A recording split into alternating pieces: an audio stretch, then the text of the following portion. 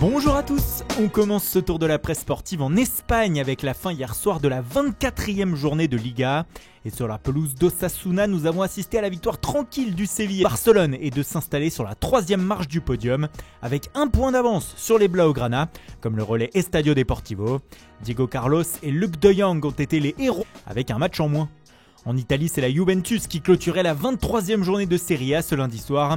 Et la vieille dame n'a pas tremblé face au dernier de la classe, Crotone, victoire 3-0.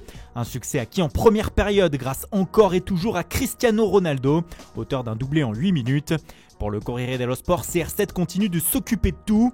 Andrea Pirlo lui a rendu hommage après la rencontre, expliquant que le Portugais avait débloqué son équipe, trop nerveuse au coup d'envoi.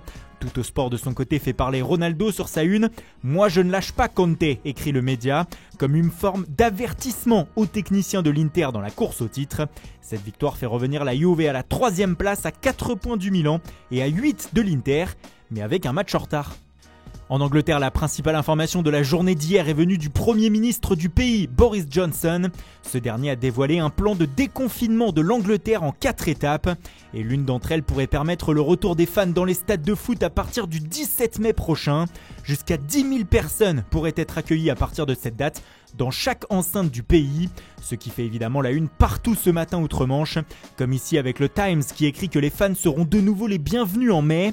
Les tabloïds y vont de leurs projections comme le Daily Mirror et que le 22 juin, l'Angleterre pourrait accueillir la République tchèque à Wembley lors de l'Euro dans un stade plein. C'est cette projection qui fait aussi la une du Daily Star qui exprime sa joie ce matin. On envie déjà les Anglais pendant que chez nous en Italie la campagne de vaccination n'avance pas aussi vite.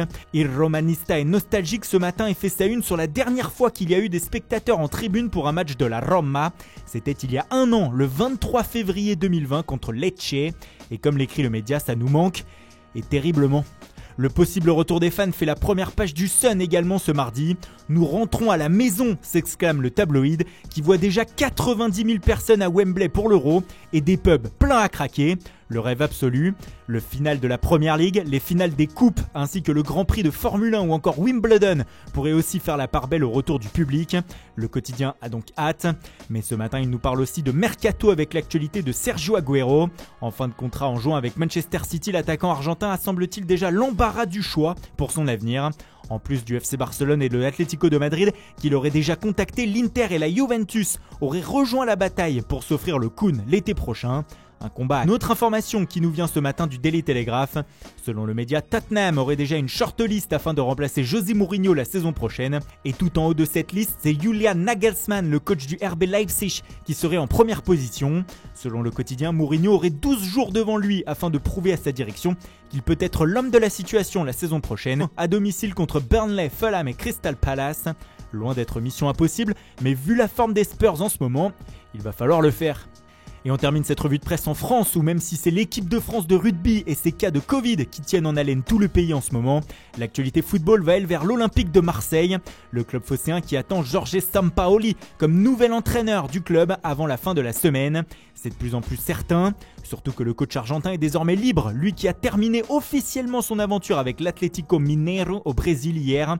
Il l'a d'ailleurs très mal terminé, pétant littéralement les plombs en rencontre. Le retour d'un homme au fort caractère à l'OM sans doute. Le club marseillais en a bien besoin.